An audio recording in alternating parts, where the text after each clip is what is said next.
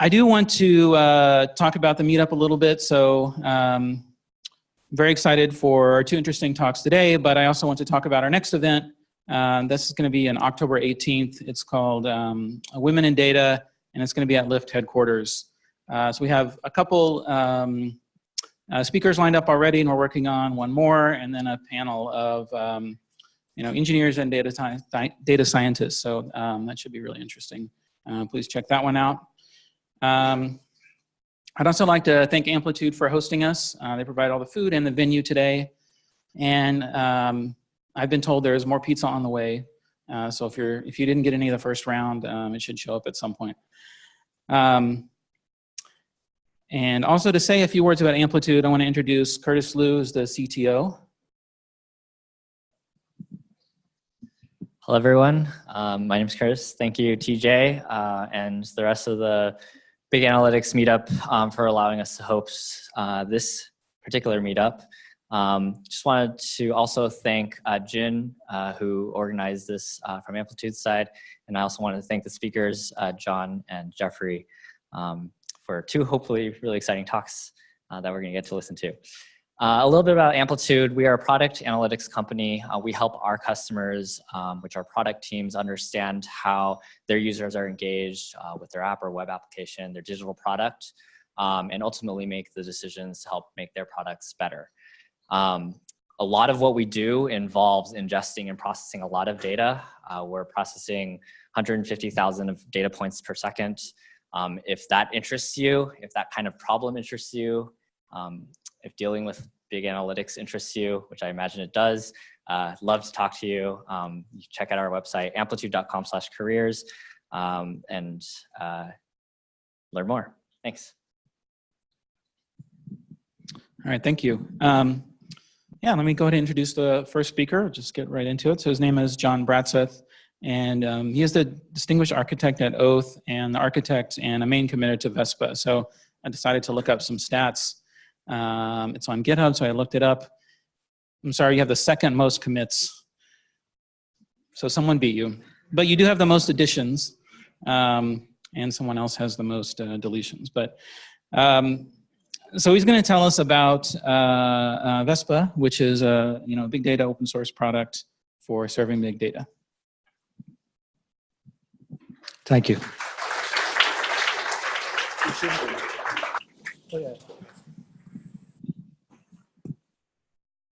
This thing works? Yeah.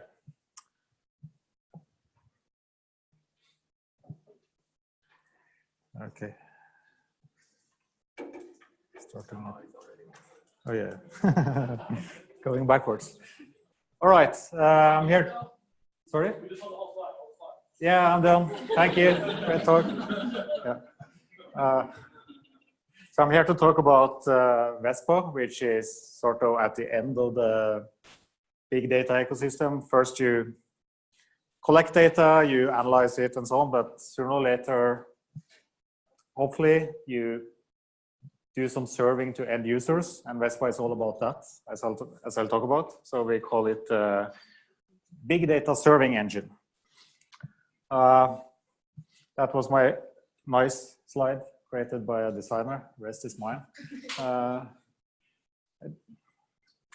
When you start out with big data, right, you have lots of data, but you don't know what you should use the data for. That's what I call a latent stage. And you start using it for analysis where humans look at the data and use it to inform their decision making, right? At some point,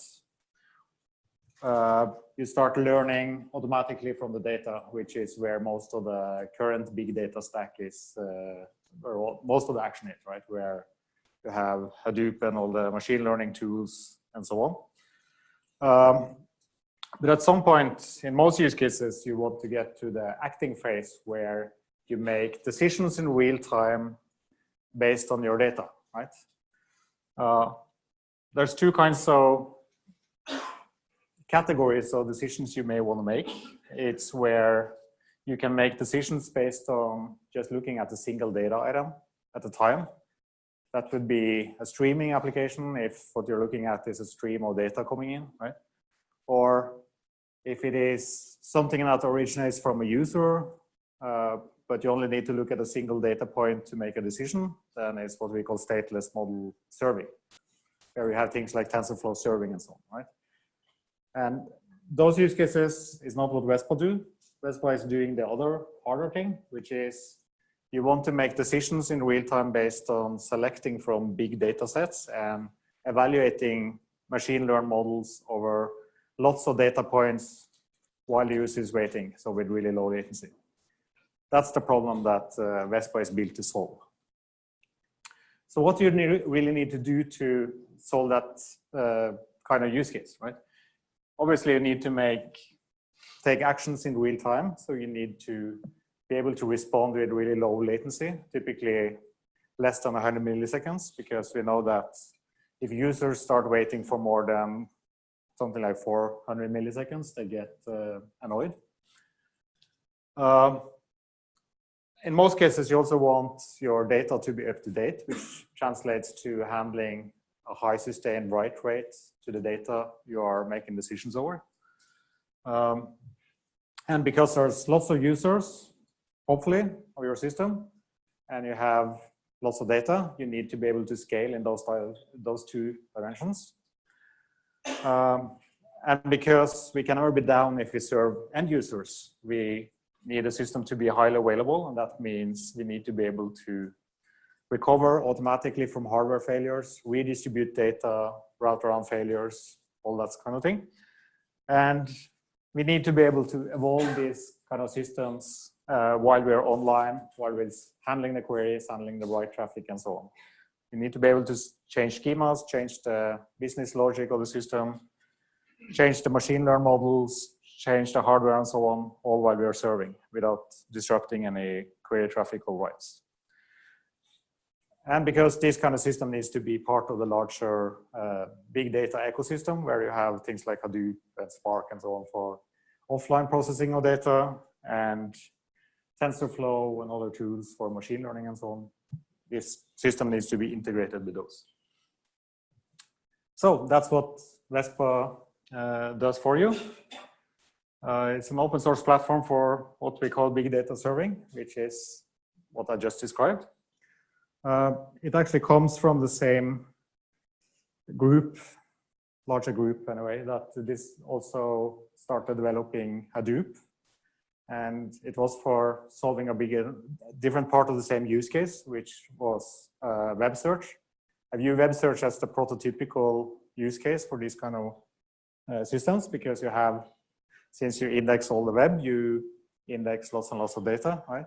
And because the queries comes from end users, there's no way you can pre-compute the right answer to all the queries up front. So you need to do all your computation over all your data in real time while the user is waiting, right?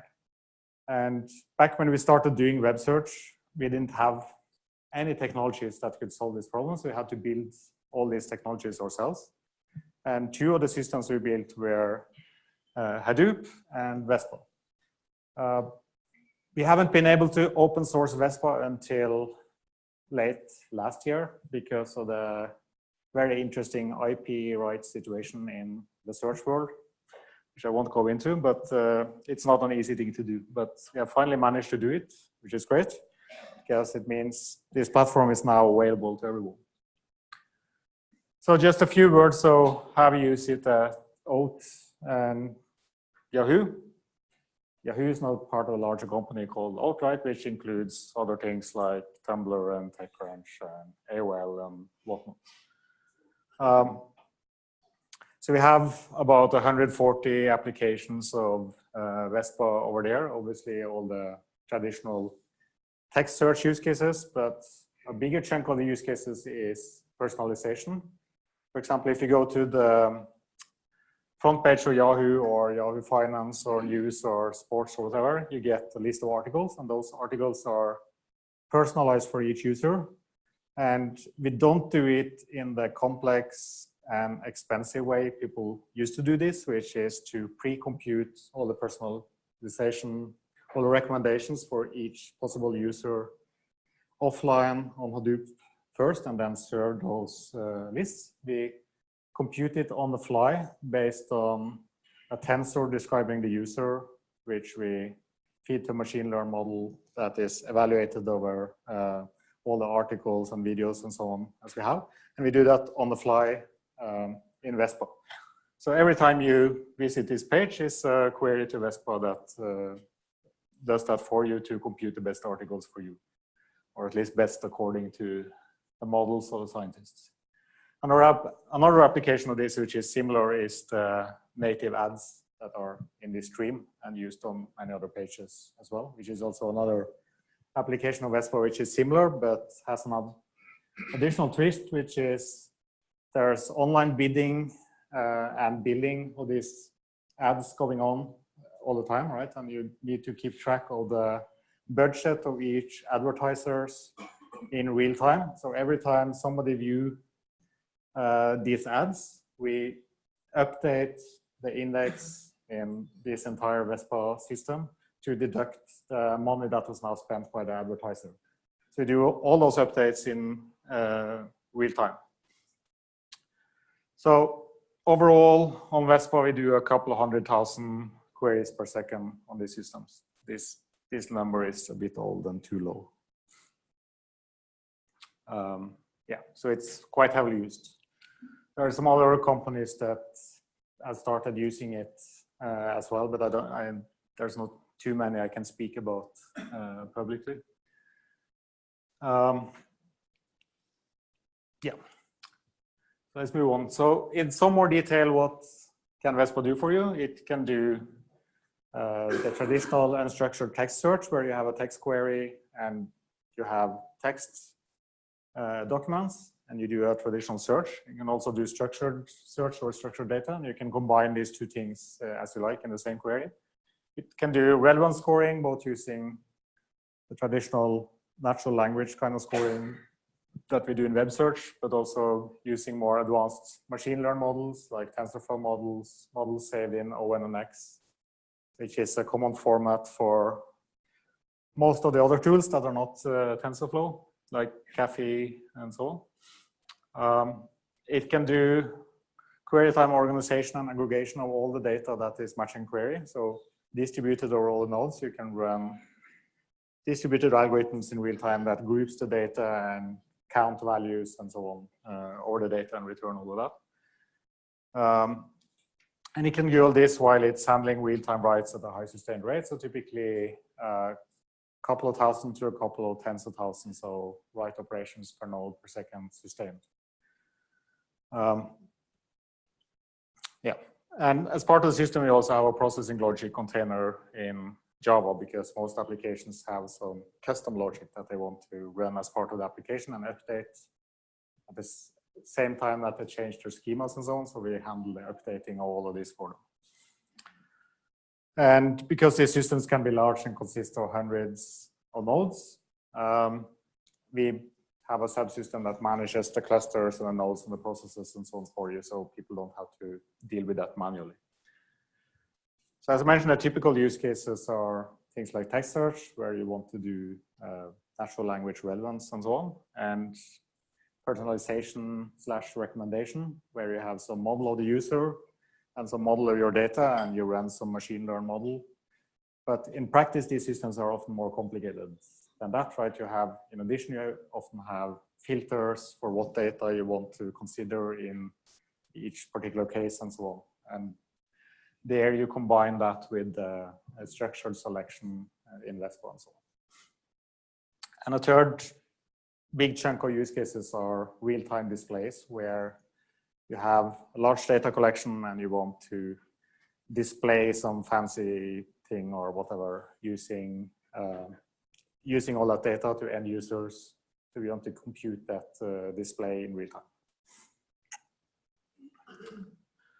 Yeah, so another use case that I'm actually allowed to talk about, so I'll just mention it quickly, is a company called Sedge that decided to move all of their serving stuff to Vespa back just after we open source. They were very eager.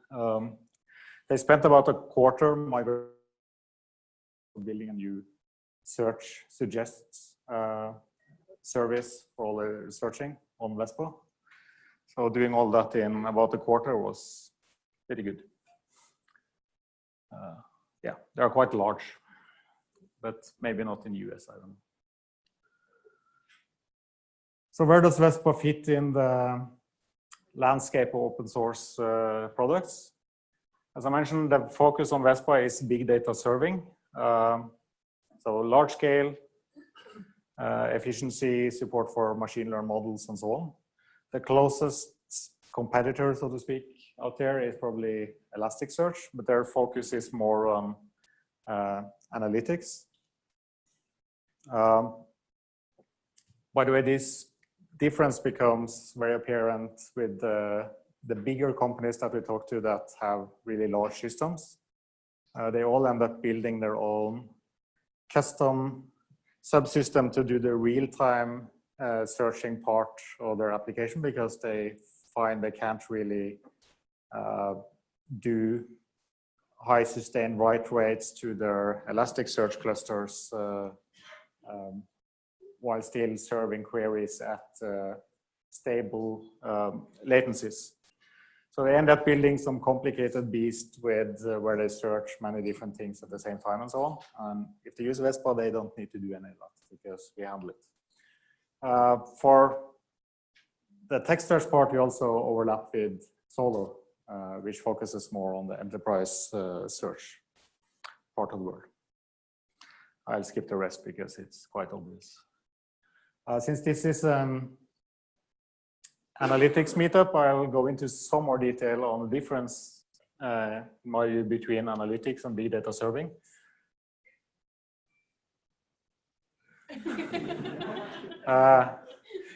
With analytics, the typical user is somebody employed to do whatever they are doing with the data, right? So they can tolerate somewhat higher latency than in our systems. So response times in low seconds are typically the target of these systems. And the query rate is quite low, typically like tens per second or something like that, while the typical query rates that we see are thousands per second. Typically, you'll only look at time series data, which means you can apply some special optimizations that we can't apply because we support random writes, where you update any document and any field in any document at any given time. And you can do that with a high sustain rate. We need high availability because it's for end users, while if you're doing analytics, often you don't care if it's sometimes down because people can grab a cup of coffee and so on and it will be back up. So it sounds like Vespa is better in every respect from this, and that's true, but the flip side is if you have really massive collections like trillions of documents, you can still manage to index that pretty cheaply on Elasticsearch, while that starts to become really expensive on Vespa, right? So it's a trade-off. The last difference is in what kind of thing there's a focus on integrating with and supporting out of the box and so on. For analytics, it's typically log ingestion, user interfaces, and so on, while for us, it's all about machine learning model support. Yeah, so this is a nice drawing, kind of all the same thing, if you need that. So, brief overview of the architecture of Vespa. As I mentioned, it's a two-tier system. There's a stateless Java container that handles all incoming writes and incoming queries and so on, where all of that is HTTP requests.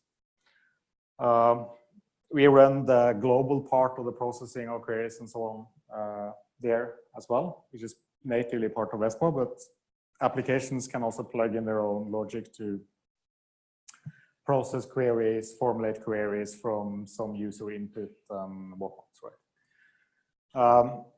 Then we have what we call content clusters that consist of content nodes that store some partition of data, stores the raw data, and also maintains reverse indices, B-trees, and so on over the data, whatever you need, and executes the distributed part of the computation to answer that particular query. Right?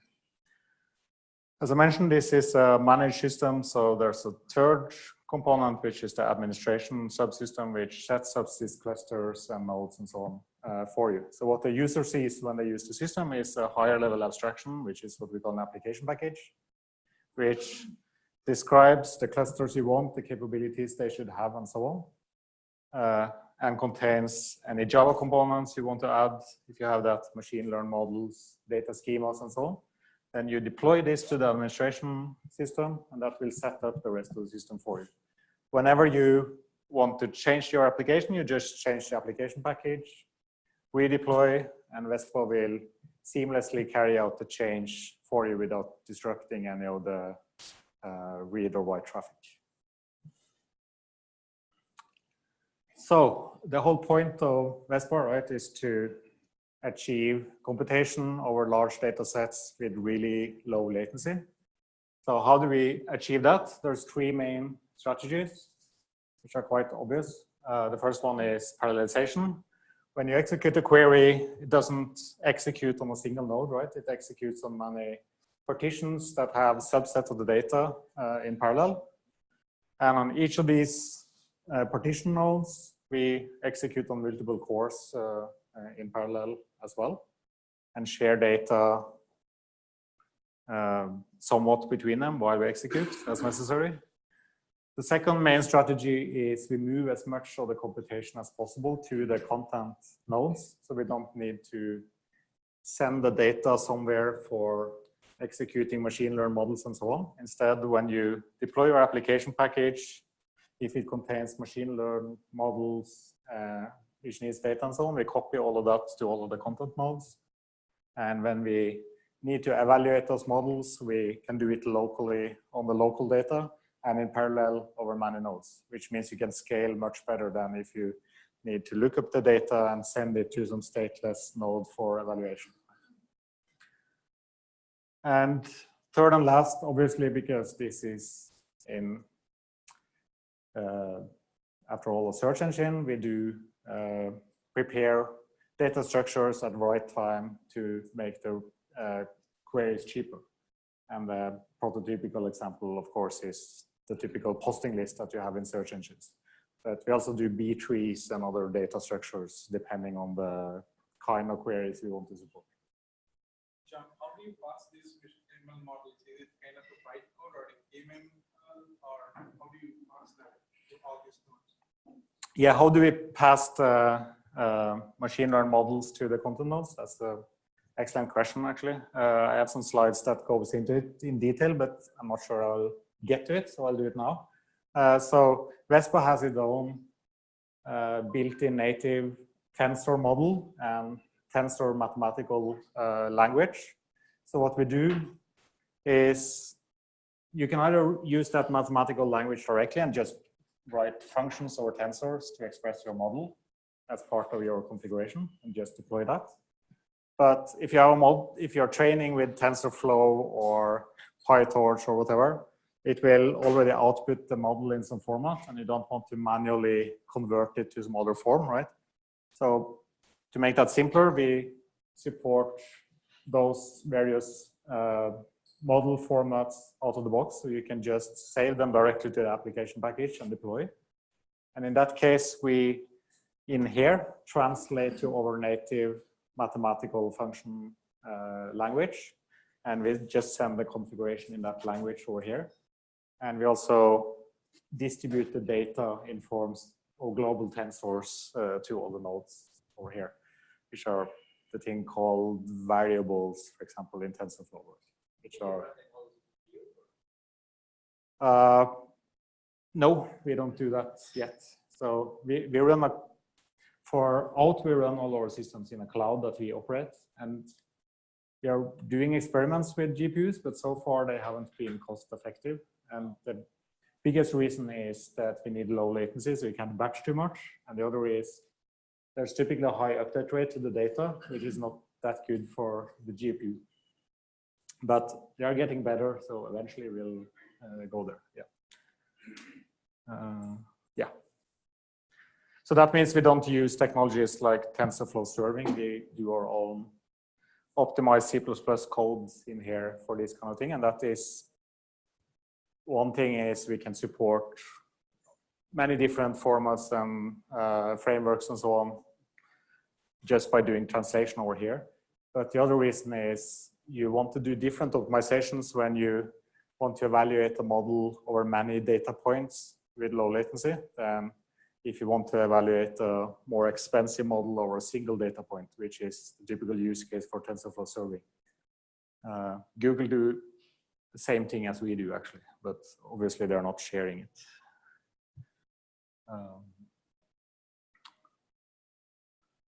Yeah, done with this one.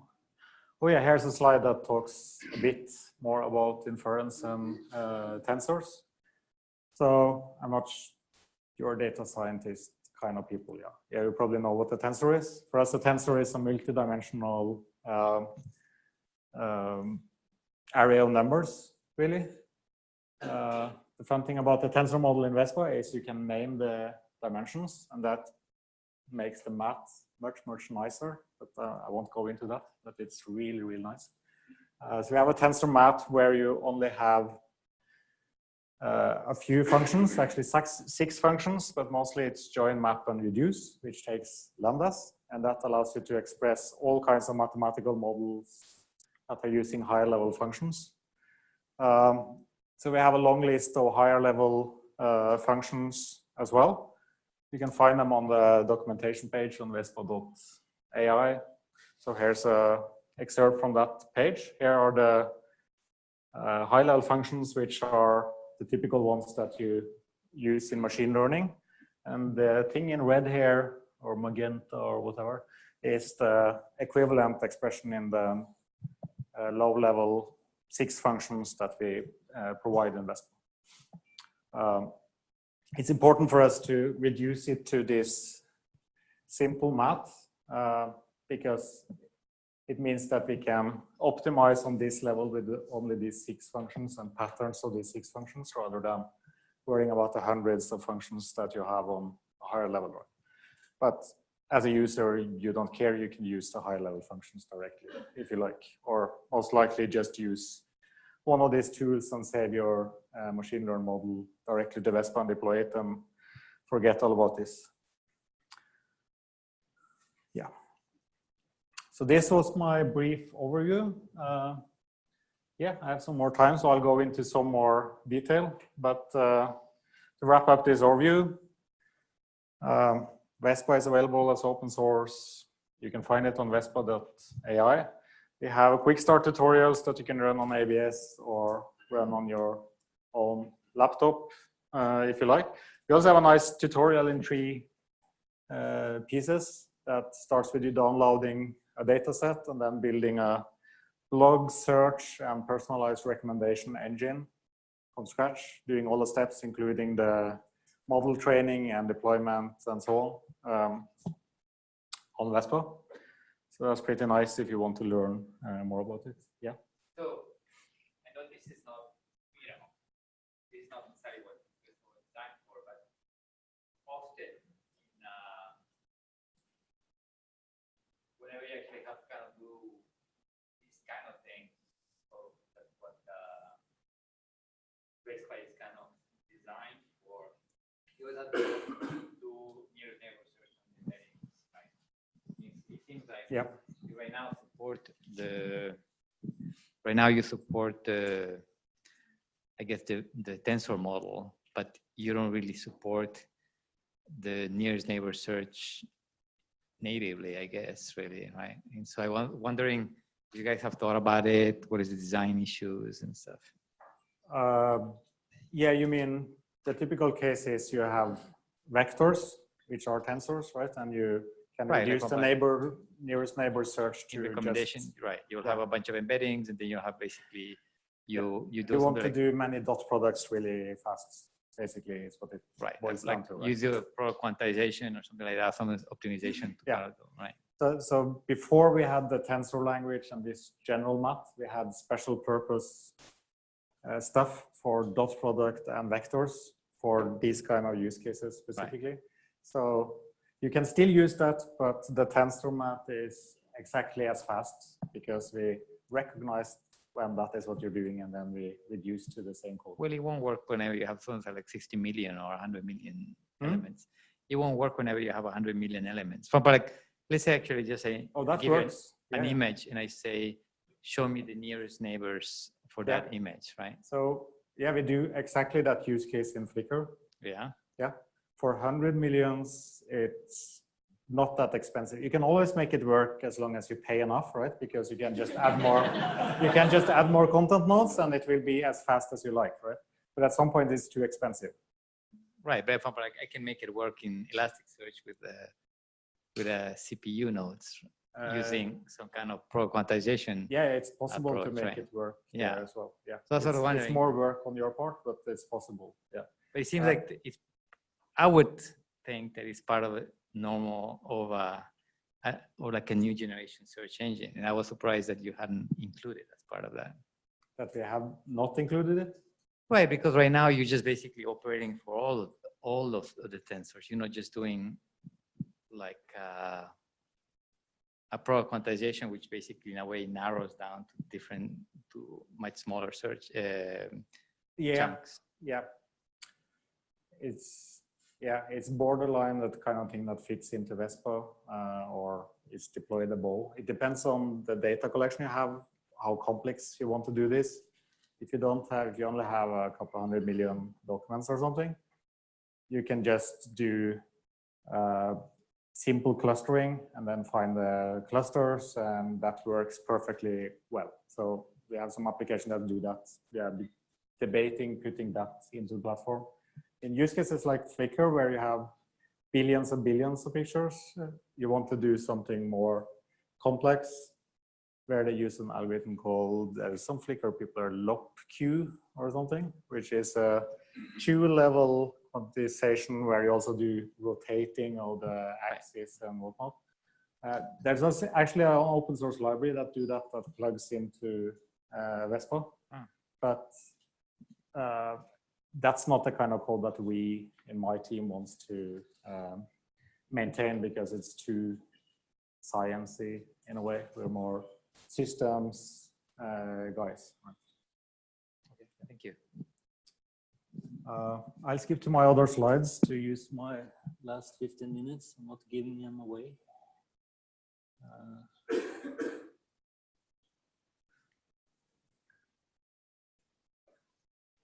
So I'll go into some more, just quickly, details about how to actually use Vespa in practice.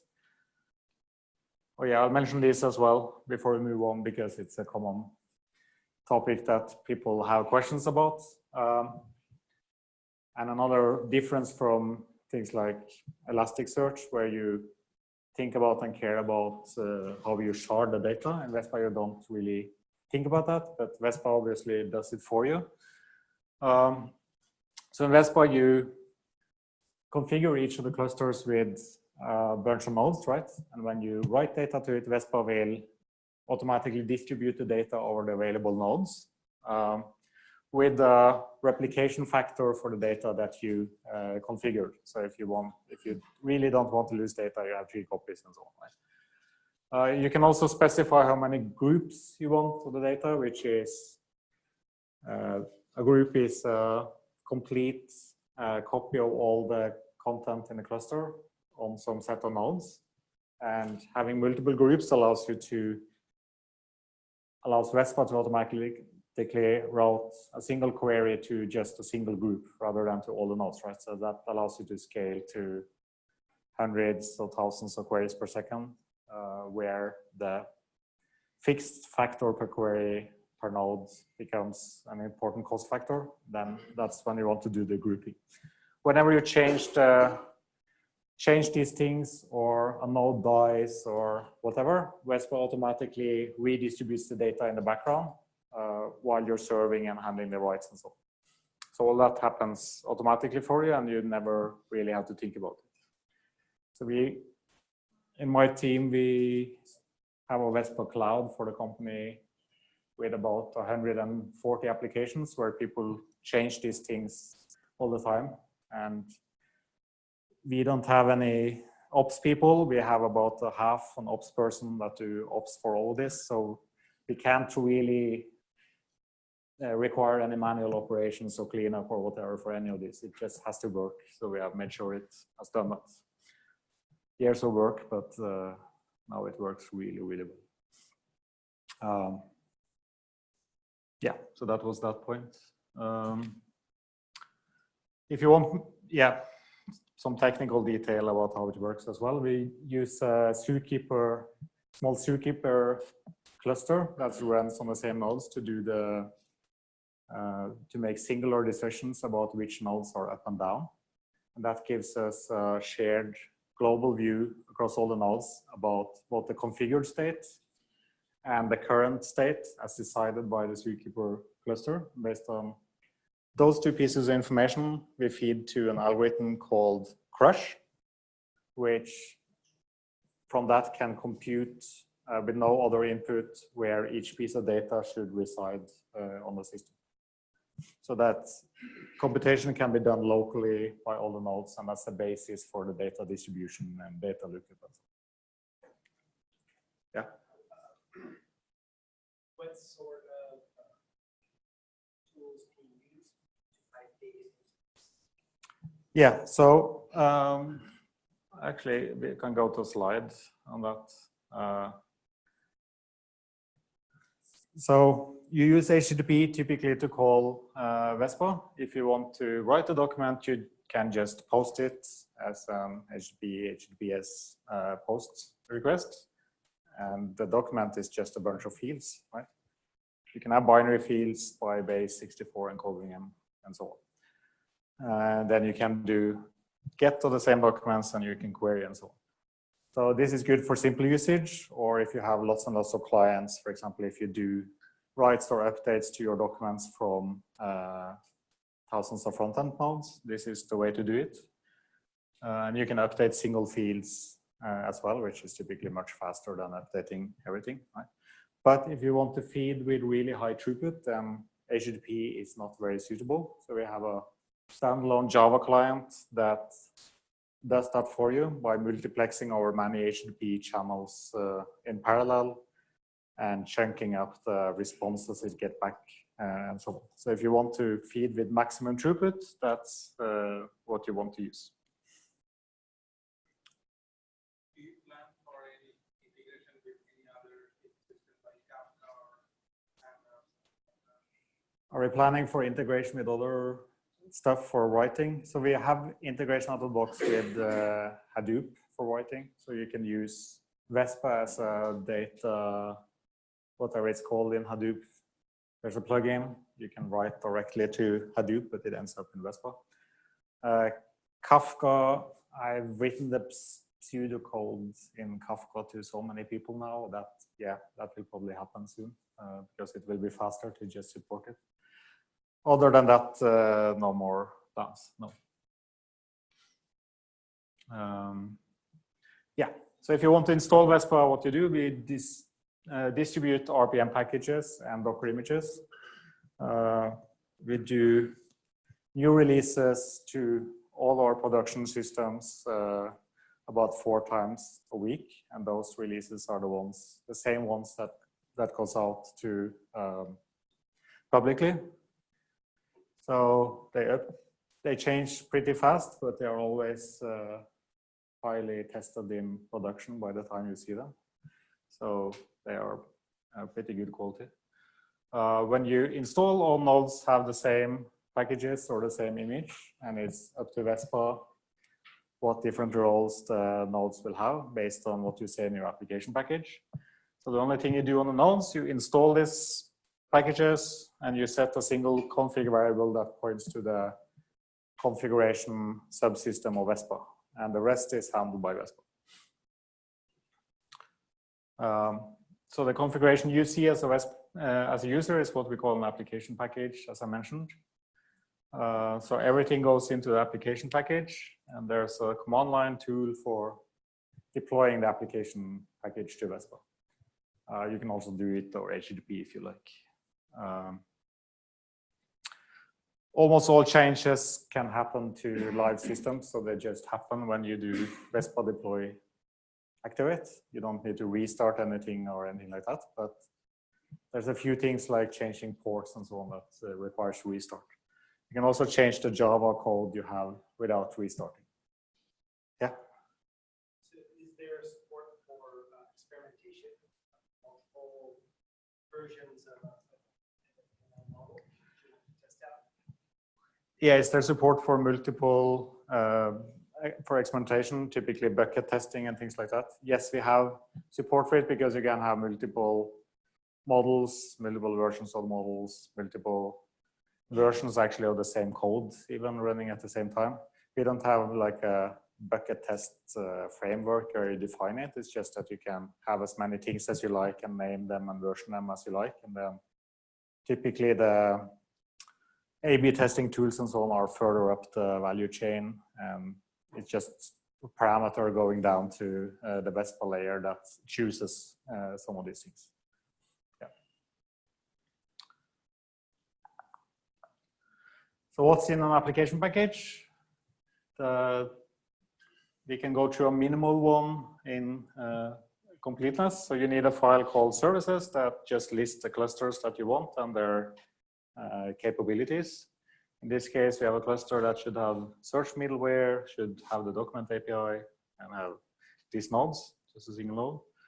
And a content cluster that has some redundancy factor for all the data, a list of document types, and a list of nodes, and that's all. And then you need to point to actual host names for these node aliases in a separate file. And then lastly, you need your schemas, which is just a collection of fields that have some settings for each of the fields, which I won't go into now.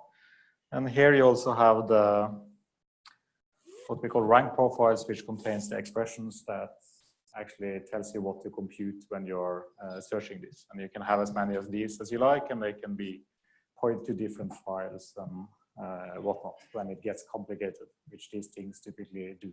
I think you were first. So do you support this Google Cloud? No, we don't, not yet. So we probably will. So we have, in addition to Oat, we have another company that is probably a larger user in Japan. And they want to use Google Cloud, so we probably need to support it. Actually, the Sedge use case, which I mentioned earlier, is also deploying in Google Cloud, but they did it on their own using Kubernetes and Google Cloud. So apparently that wasn't too hard either. But we are planning on providing a public hosted solution for this. And eventually that will be in all the 3 big clouds, because there's always some big company that can only be in one of them because the other 2 are competitors. So you need to be in all 3. But the first one will be AWS because we already are in AWS for some of the internal use cases. Yeah. Question about storage. Do you have any requirement for intelligence about, oh, I have different tier of storage where my most popular search whatever will be in RAM, I might have some SSDs, I might have some disk.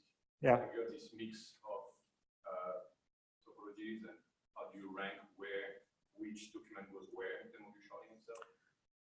It's possible to do these things because you can have many content clusters and use different flavors of nodes and so on, but we don't. You don't reorganize things based on.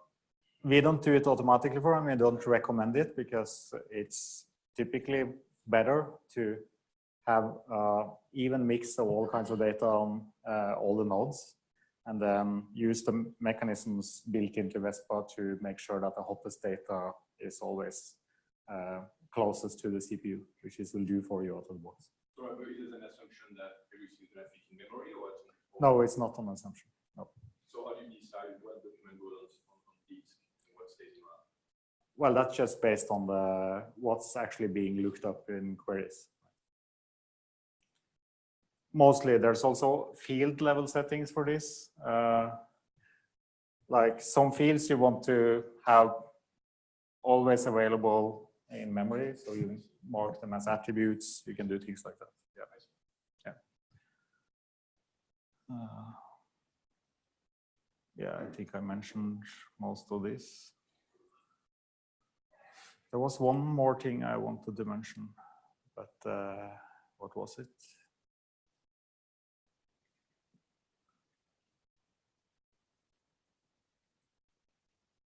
Oh yeah, I wanted to show the ONX and so on integration. because many people are interested in that. So we added support, as I mentioned, for TensorFlow, but there are other tools out there as well, like PyTorch and so on. And all these other tools have agreed on a single serialized form of their models called OMX.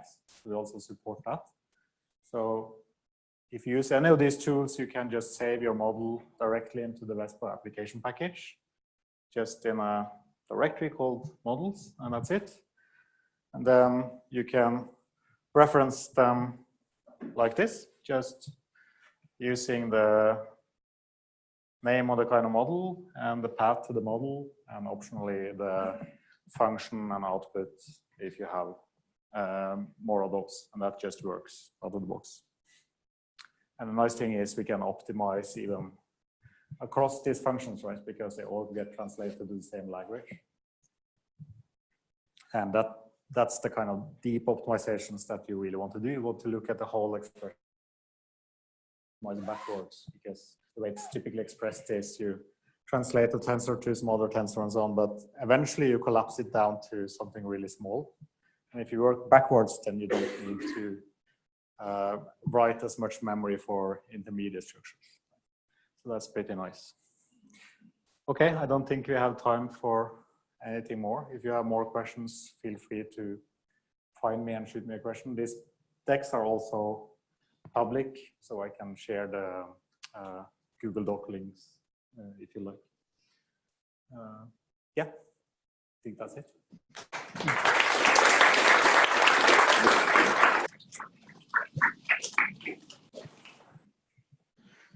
Thank you, John. Yeah, let's just go right into the second talk. So our second speaker is Jeffrey Wang, and he's a co-founder and chief architect here at Amplitude Analytics. And he's going to take us through two case studies involving Lambda Architecture. Thanks, TJ. Everybody, thanks for coming. Really excited to host this meetup here. I'm going to be talking about Lambda Architecture in practice, as you mentioned. Let's find the slides.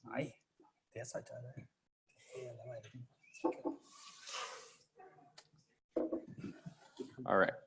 So just to summarize a little bit about what this talk is going to be about, I want to share two stories of experiences building custom analytics architectures. I've been fortunate to work at some excellent places that have allowed me to do this. The first was at Sumo Logic about 5 years back, and the second is Amplitude, where I've been for roughly the last 5 years.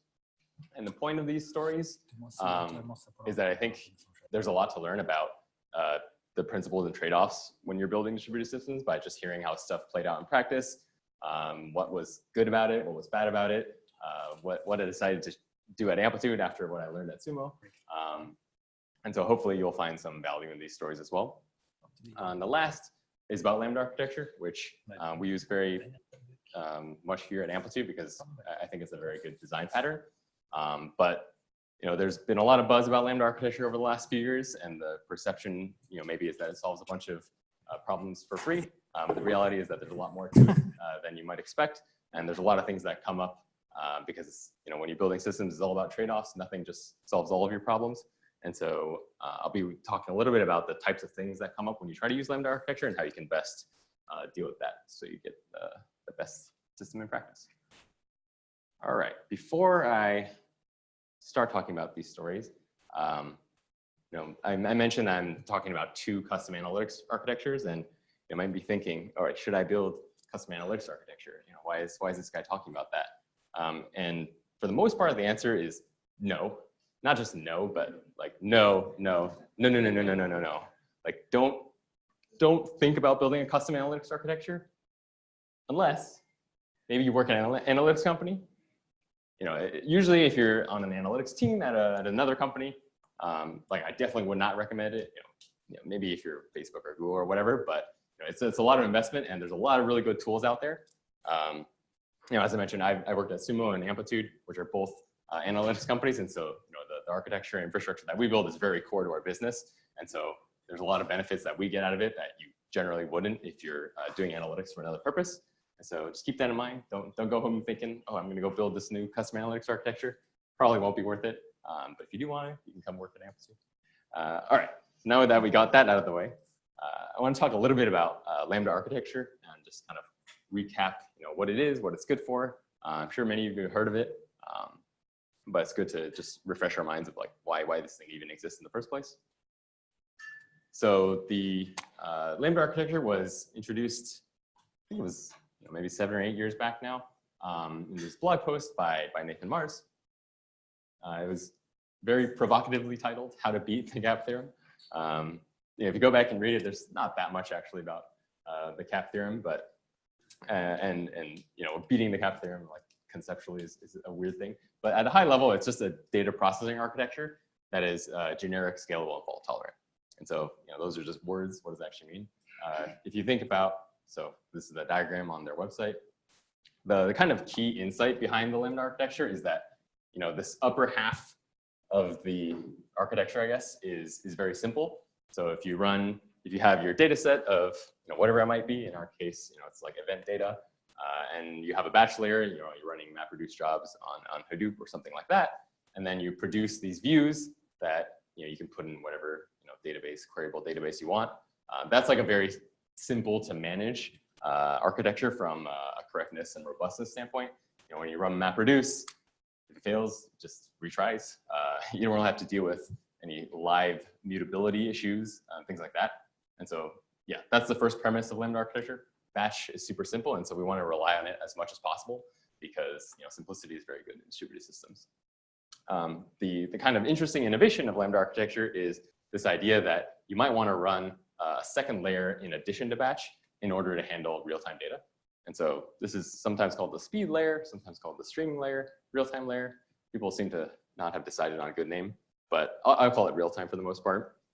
And the point is, in a lot of use cases, you actually need real-time data. At Amplitude, we need real-time data. People send us events and they expect to be able to query on them essentially immediately.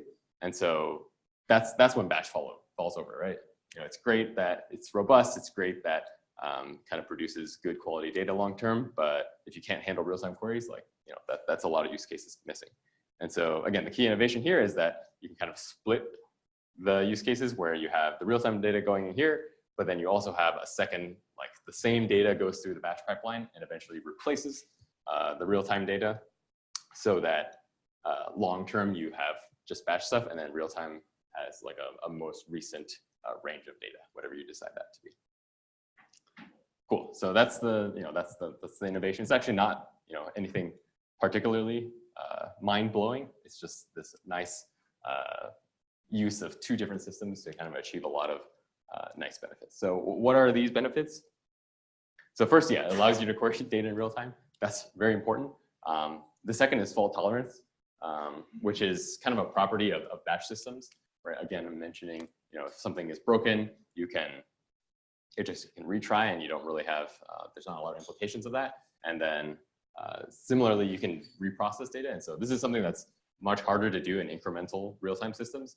If you have mutable state, you like increment a counter. If you increment it wrong, it can be very hard to undo that. But if you have a batch process that's responsible for computing these things, it's typically much easier to reprocess data and fix any errors that you introduced. And so you can kind of see there's a nice mix of the benefits of real-time systems and the benefits of batch systems. So that's all great. So what's bad about it then? There's 2 main drawbacks of the Lambda architecture. And the first is increasing system complexity, right? So if we go back here, now you're running many more systems than maybe you were if you just had the bottom or just the top. But yeah, so that's something you have to deal with. And the second is potentially duplicating query and processing logic. So the data is now going through 2 pipelines, in ingestion, and then you're also querying it from 2 different places. And so if that isn't consolidated at all, you may have to re-implement the same logic twice. And if you know anything about implementing query logic, is that if you implement it twice, you may not get the same results both times. All right. So I'm just going to jump into my stories now. So Sumo, we'll talk a little bit about what the company does. They do log data analytics. How many have you used Sumo before? Anybody?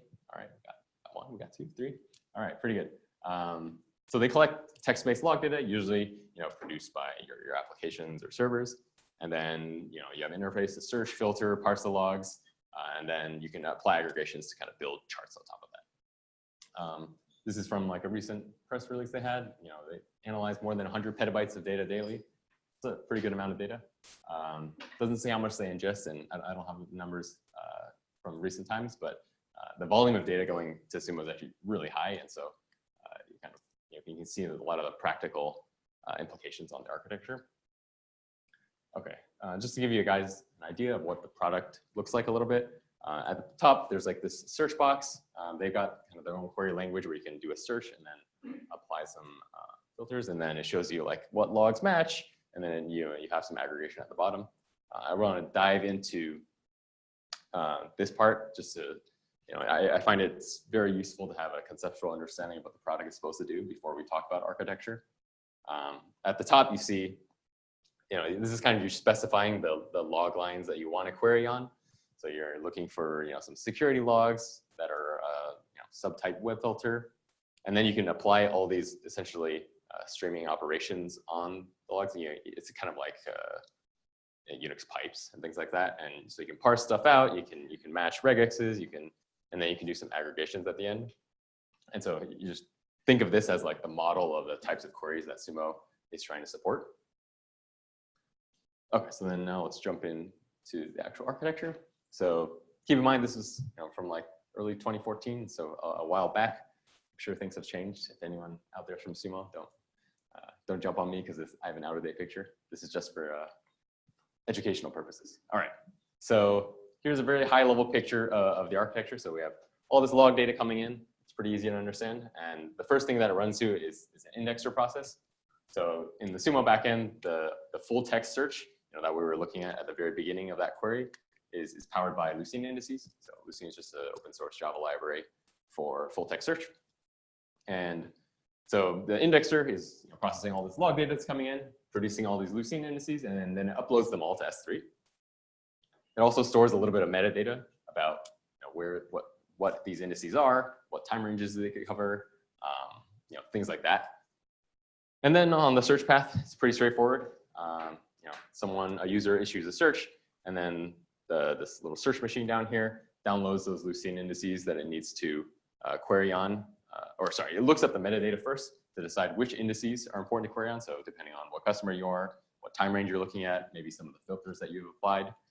And then, it downloads the appropriate Lucene indices.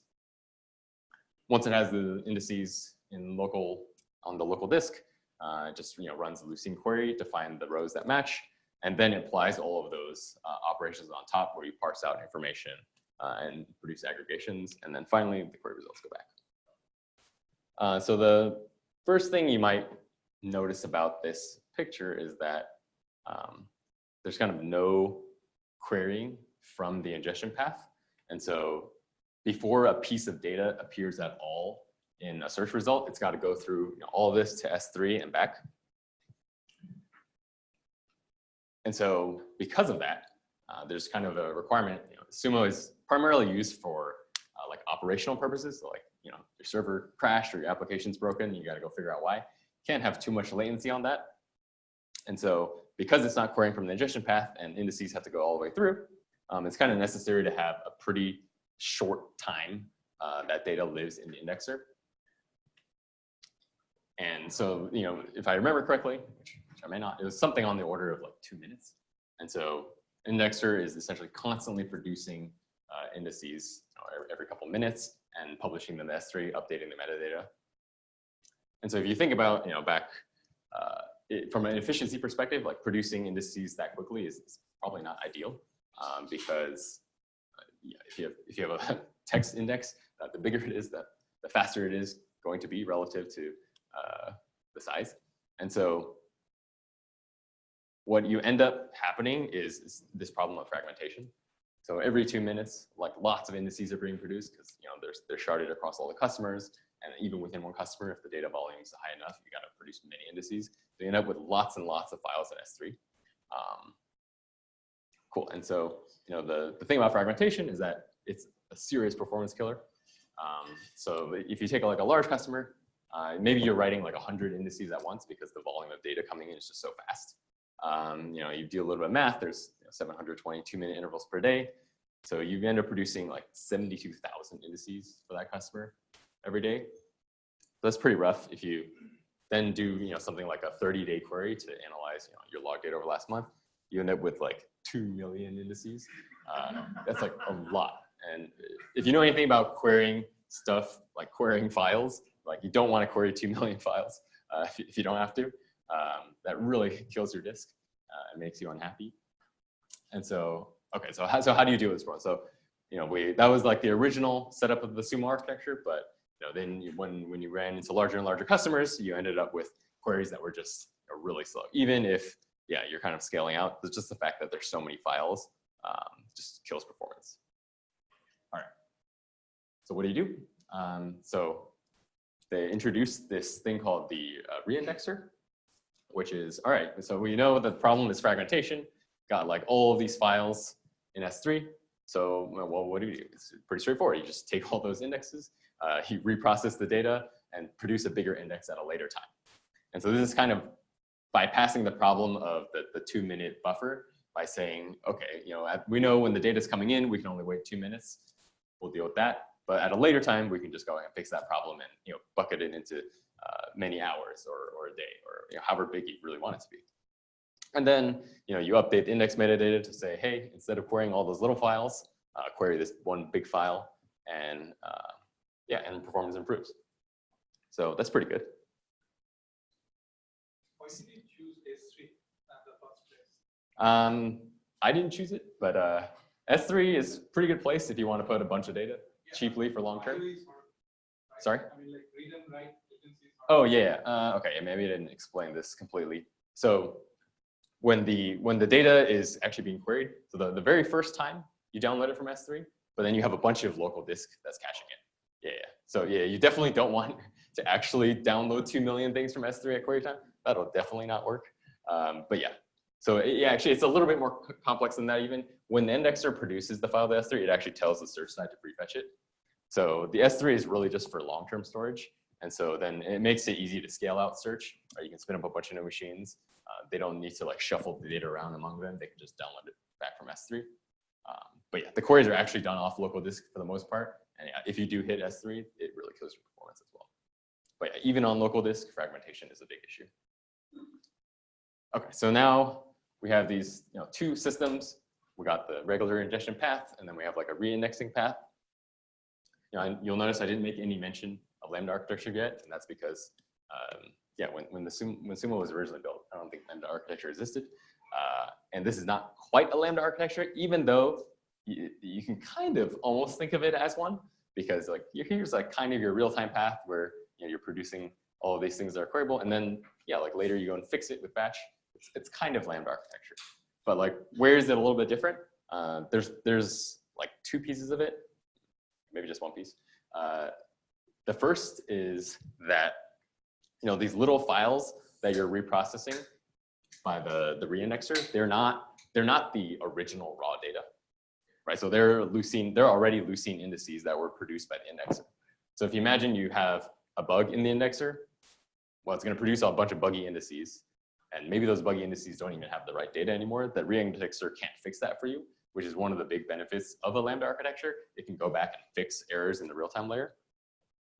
And so yeah, even though it looks a little bit like a Lambda architecture, it's missing some of the really important benefits. And so, yeah, anyway, this was the state of Sumo. I left back in 2014.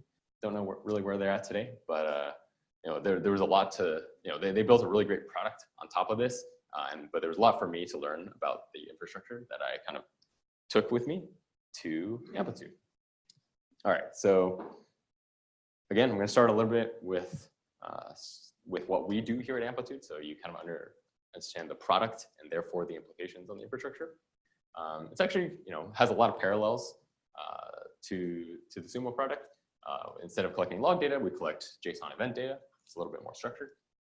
And instead of, you know, kind of writing a full text search query and then, you know, piping these operators, you instead just like choose events and users that you want to analyze. And the final step is again applying aggregations and building charts out of it. So Curtis mentioned this earlier. We ingest, you know, about 150,000 events per second. That means you end up with, you know, like 300 billion events a month. So that's the sense of kind of the scale and what we're talking about. Cool. And here's a screenshot from Amplitude, the product. can kind of see the things that I mentioned. This is building this funnel conversion chart. At the top, you pick kind of the events. So you want to analyze a user that's hitting your welcome page, and then they're signing up, and then they're searching for a song or video. You can imagine this is some sort of media product. And then on the right side, well, there's nothing there, but you can select which users you want to analyze. So maybe you want to break it out by country or device or what have you. And then at the bottom you can have your chart where we've analyzed all these users. We've seen how they convert through your funnel, and then you have some visualization. So yeah, conceptually, most of the queries in Amplitude can kind of be broken down into some pattern like this. There's lots of different types of queries that you want to run, but that doesn't impact the infrastructure all too much. All right, so now here's Amplitude's version of the architecture. So as I mentioned earlier, we use the Lambda architecture here at Amplitude, and you might be thinking, okay, it's got quite a few more arrows than before. That's I think where the kind of perception versus reality thing is. It's in perception Lambda architecture, it's that really simple diagram. It's great, it's going to solve all your problems. Reality is a little bit messier.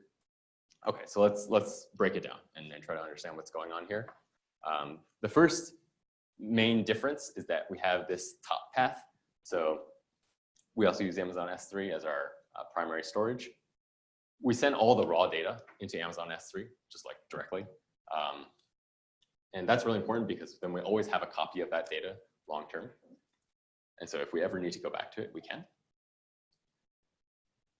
If you look at this other part, if you just kind of section off this piece of the infrastructure, it's actually relatively straightforward and very similar to Sumo if you think about it.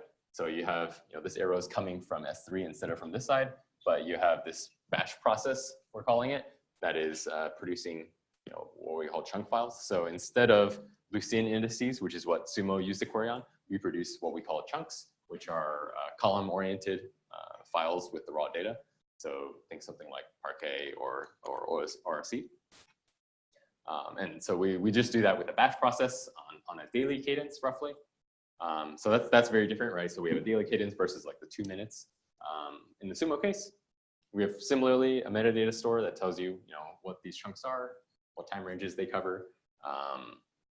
And then on the query path, I use a lot of the same patterns from Sumo, which is S3 is great for long-term storage of the data, but again, you don't want to query off of it. And so you'll download it to your local disk. We use lots of those nice, fast AWS SSDs, and you can kind of run queries on the data there. Cool. So this is the batch part of the architecture. It's nice and simple, and it's very fast.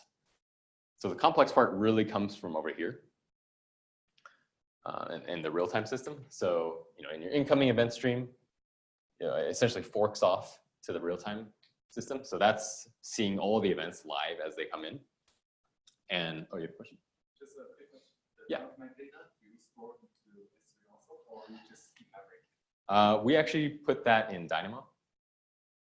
But it's still in S3. So it's entries in Dynamo that refer to chunks in S3. Yeah, so the entry, the main thing it says are if this is a chunk for this customer and it covers this time range, and so then when you want to query it.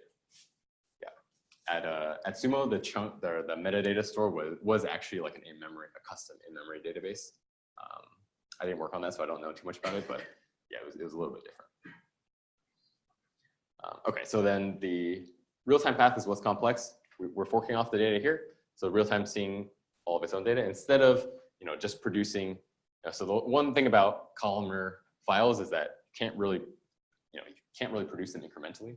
I guess you need a bunch of rows, and then you need to split them out by column, compress them, do all sorts of nice things to them, and produce this nice file. And the more rows you have, the better it's going to perform.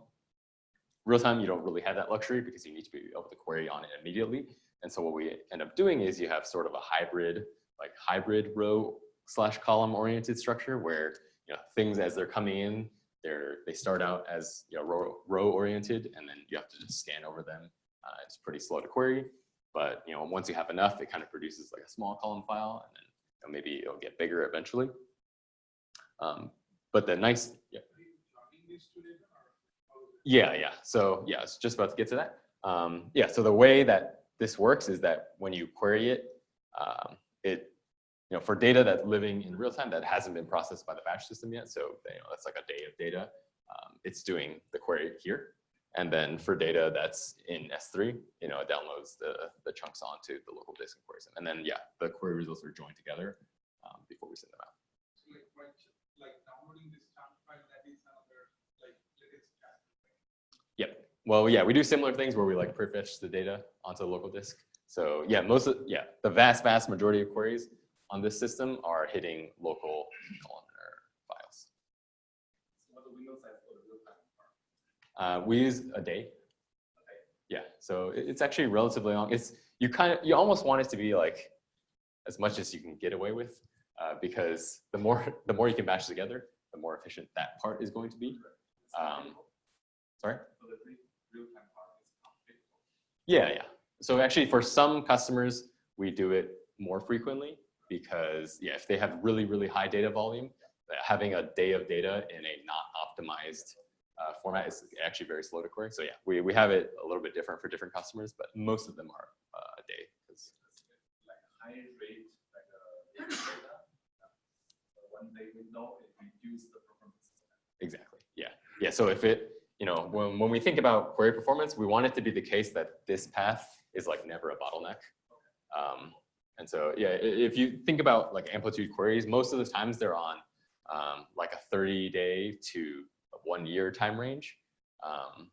And so, leaving 1 day of data in real time, it's like, okay, that has to compete with, 30 to 300 plus days of querying over here. And so we kind of balance that. Yep.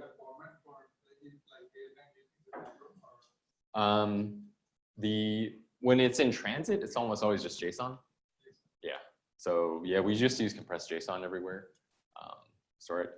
Obviously, the actual queryable format is not JSON, but when we're transmitting it between systems, it's almost always JSON.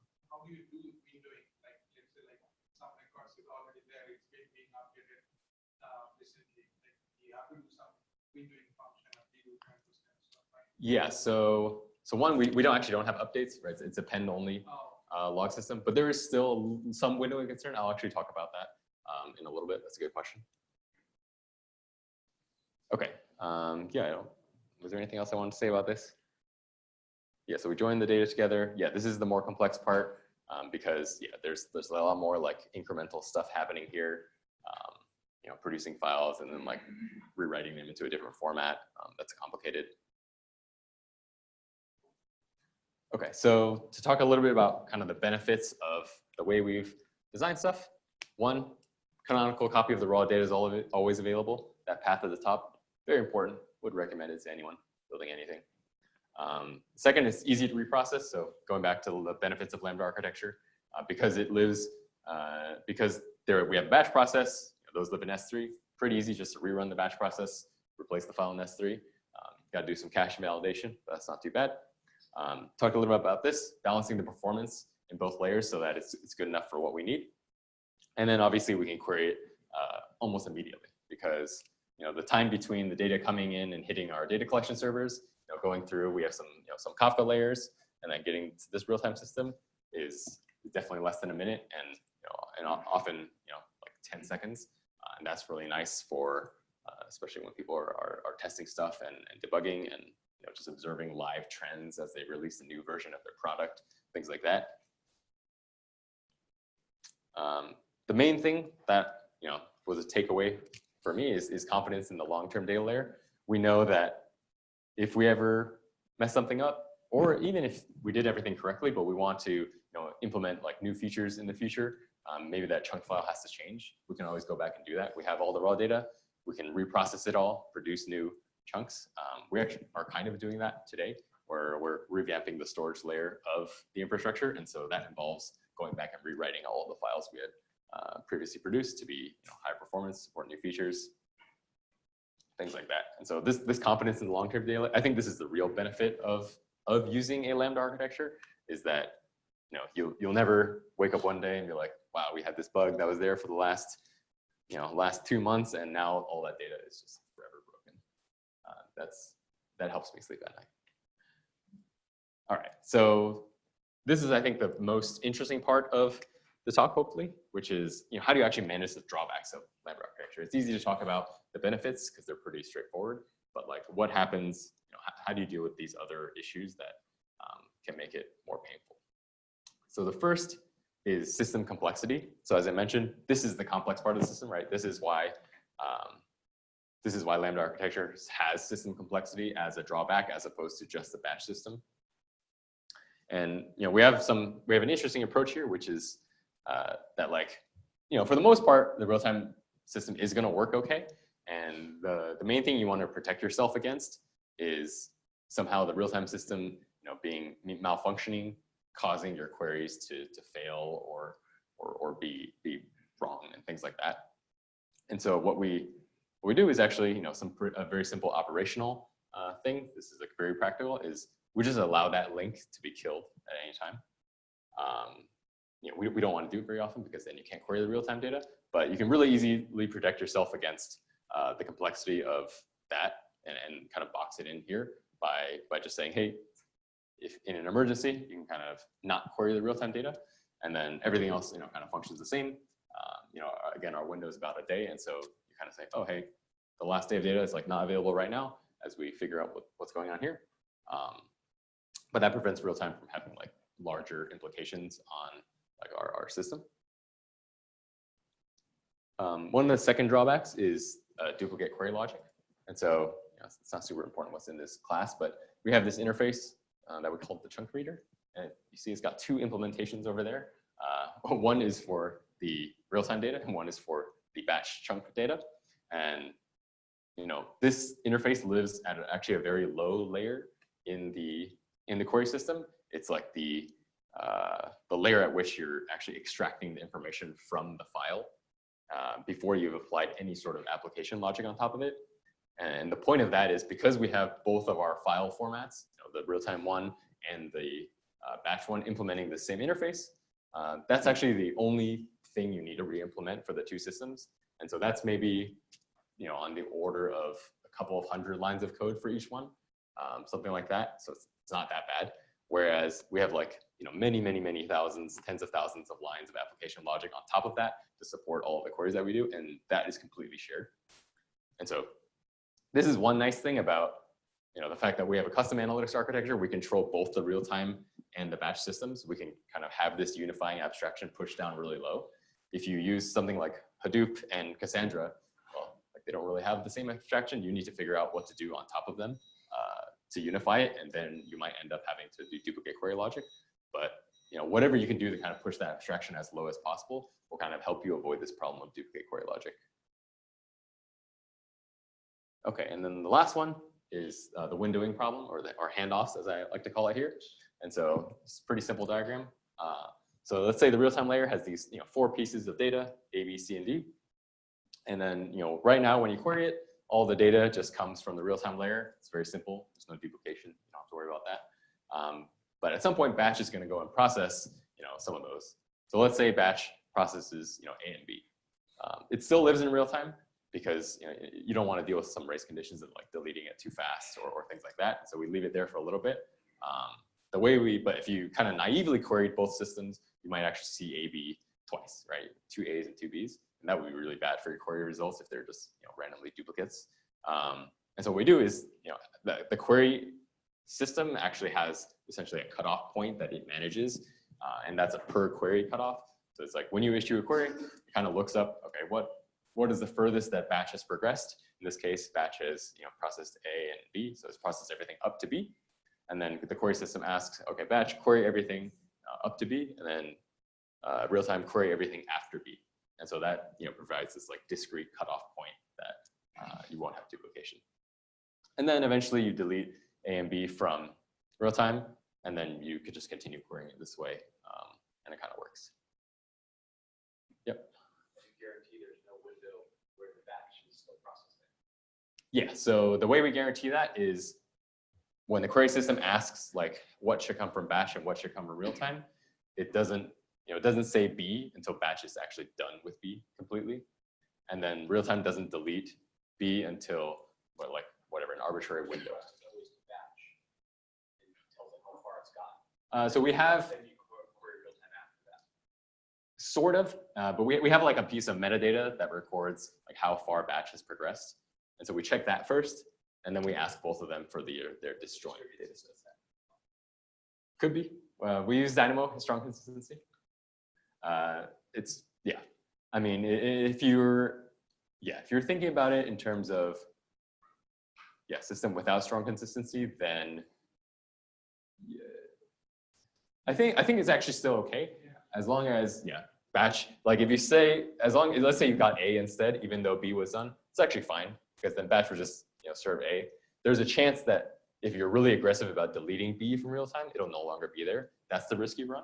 But we're pretty conservative, and we let some time pass before we delete the data from real time, because as long as you're, you know, providing this cutoff, you don't have to deal with, yeah, that race. Yep.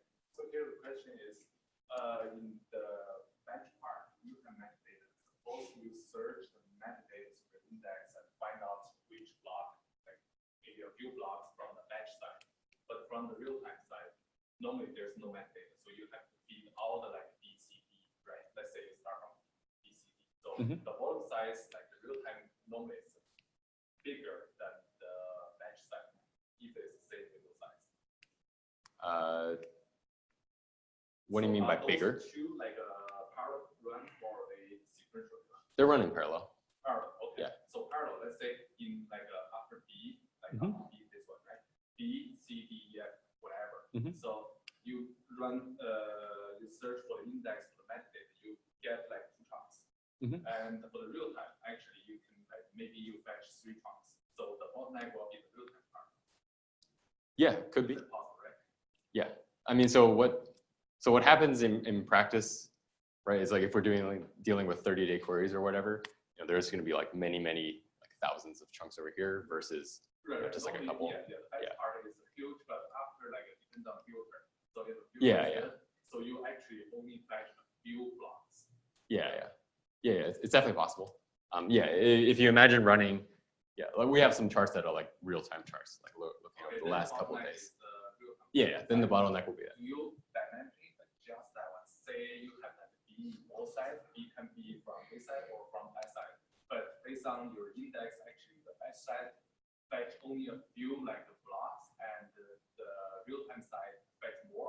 You can adjust that one to fetch the B from Interesting. the batch side, and that one from real-time don't fetch B. So Yeah. like the bottleneck, like yeah. So overall performance work. Right. In our case, it's like as soon as something is available in batch, we always use batch to query it. It's like, that's going to be faster. Yeah, is there ever a case where we, potentially shift load? Yeah, we don't do it right now. It's kind of an interesting idea. Yeah, the intuition is that things in real time are just way slower. And so as much as possible, you want to just shift. But yeah, it could depend on the query. Yeah, definitely. Okay, cool. Yeah, handoffs is, I think, an interesting part of the Lambda architecture that doesn't really get a lot of discussion. So I thought I'd talk a little bit. It's actually, you know, pretty straightforward to solve if you've thought about it up front. Okay. All right. So yeah, those are kind of the 2 stories of Sumo and Amplitude. I want to just summarize and conclude with a little bit on Lambda architecture. I think this, similar to like, should I build a custom analytics architecture? You should ask, should I use Lambda architecture? There's a lot of reasons not to. If you don't have a real-time query requirement, just use batch, just use MapReduce. Don't get too fancy. If you don't have a long-term data requirement, you can often get away. You know, imagine you're just doing some sort of sliding window of data.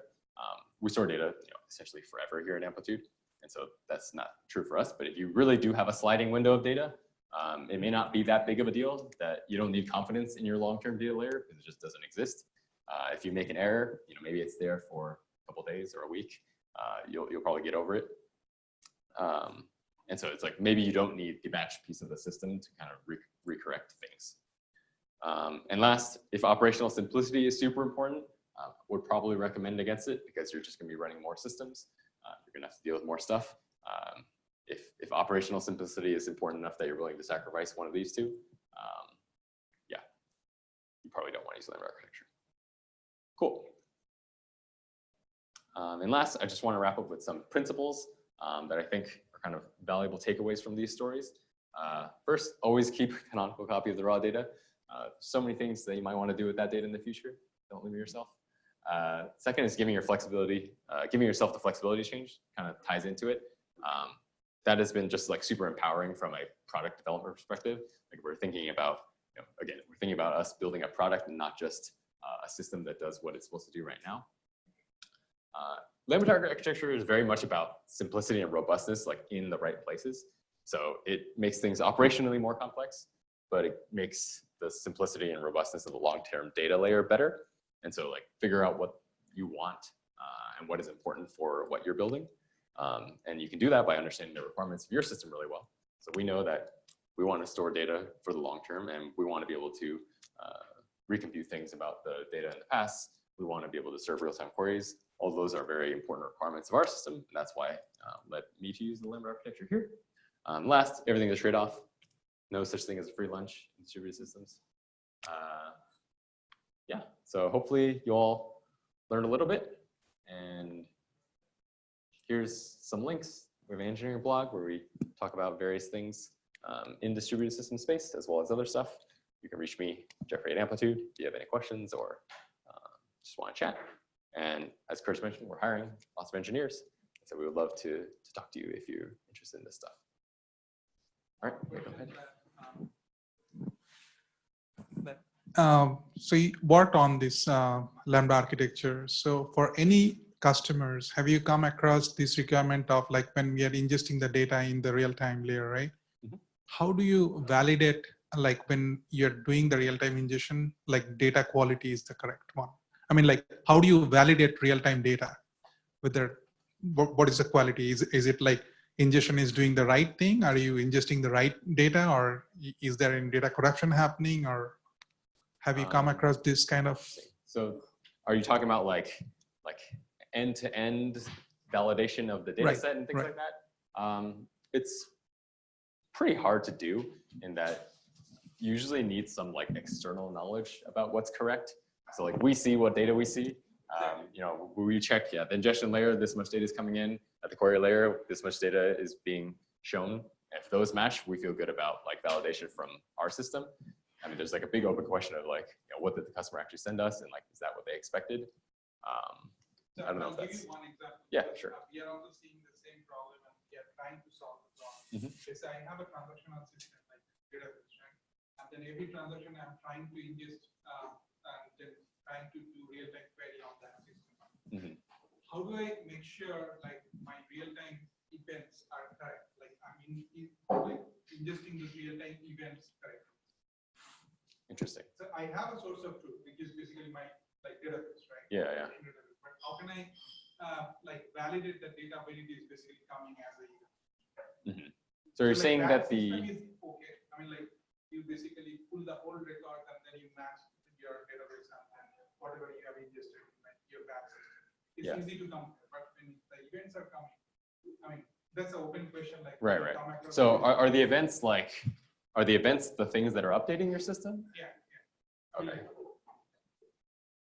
I see. I mean, it seems like something that I would probably try to solve in a batch way. It's like, accumulate some amount of updates and then sanity check like periodically. Yeah, that's what we are doing, like monthly check, but it's still too late by the time. I see. I guess it maybe depends on what action you want to take on top of the validation.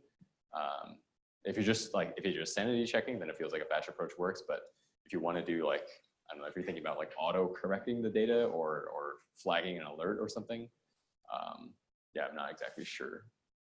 That's okay. I mean, like I just wanted to. All right.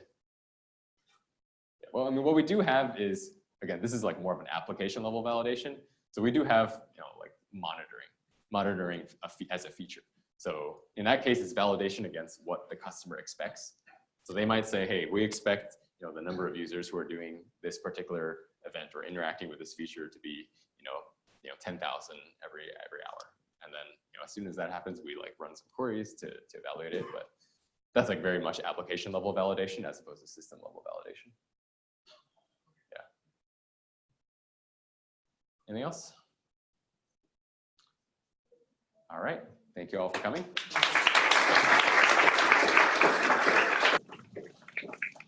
Here's the appendix with some links if you want to do some more light reading.